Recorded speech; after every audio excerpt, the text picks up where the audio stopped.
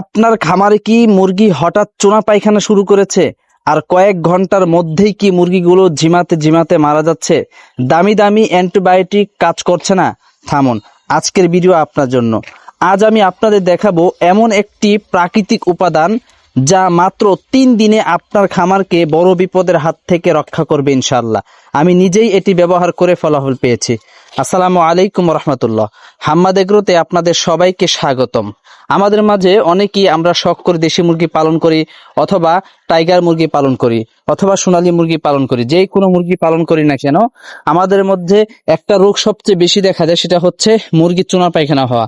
যখন মুরগির চুনা পায়খানা হওয়া শুরু করে, তখন কিন্তু আমরা একটা মুরগিকেও বাঁচাতে পারি না। হঠাৎ আমাদের মুরগি ঝিমাতে শুরু করে আর এক একটা মুরগি মারা যেতে শুরু করে। এই জন্য এই চুনা পায়খানার হাত থেকে আমরা কিভাবে আমাদের মুরগিগুলোকে বাঁচাতে পারি, আজকে আপনাদেরকে প্রাকৃতিক কিছু টিপস দেব ইনশাআল্লাহ। আমাদের প্রথমত জানতে হবে যে মুরগি কখন চুনা পায়খানা করে। মুরগি যখন সালমোনেলা ব্যাকটেরিয়ায় আক্রান্ত হয়, তখন সাধারণত চুনা পায়খানা করে। এতে মুরগির খাবার রুচি কমে যায়, শরীর দুর্বল হয়ে পড়ে এবং সঠিক সময়ে চিকিৎসা না করলে মুরগি মারাও যেতে পারে। বাজারে অনেক ওষুধ থাকলেও প্রাকৃতিক উপায়ে এটাই আপনি ঘরেই ঘরোয়াভাবে সারাইতে পারবেন ইনশাআল্লাহ। তাহলে চলুন আমরা কিভাবে প্রাকৃতিকভাবে ঘরোয়াভাবে এই চুনা পায়খানা আমরা মুরগি সারাইতে পারি, তো এটা আমরা জেনে আসি। প্রথমে যেই উপাদানটি নেবেন সেটি হচ্ছে আদা। আদা কিন্তু মুরগির অ্যান্টিবায়োটিক হিসেবে কাজ করে। এটা চুনা পায়খানা এবং ঠান্ডা রোধ করতে অনেক বেশি সাহায্য করে। এরপরে যেই উপাদানটি নেবেন সেটা হচ্ছে রসুন। রসুন কিন্তু মুরগির রোগ প্রতিরোধ ক্ষমতা বাড়ায় এবং ঠান্ডা এবং ঝিমানো ভাব দূর করে। আর ঠান্ডা ভাব দূর করলে সেই মুরগির চুনা পায়খানা হবে না, এমনিতে ভালো হয়ে যাবে। এরপরে তৃতীয় যেই উপাদানটি নেবেন সেটা হচ্ছে লেবু।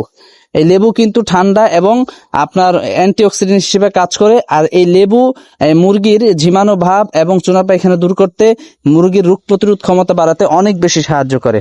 তো আপনারা এই 3টি উপাদান নেওয়ার পরে আপনারা 3টি উপাদান পেস্ট করবেন, অর্থাৎ রসুন আর আদা পেস্ট করার পরে আপনারা লেবুর রসের সাথে মিক্স করে আপনারা পানির সাথে আপনারা এটা মিশাবেন। এই 1 লিটার পানি, পরিষ্কার পানির সাথে মিশিয়ে আপনারা এটা মুরগিগুলোকে খাইতে দিবেন। তো সপ্তাহে আপনারা 2 দিন অথবা 3 দিন খাওয়াবেন বড় মুরগিগুলোকে, আর ছোট মুরগি হলে সপ্তাহে 1 দিন খাওয়াবেন।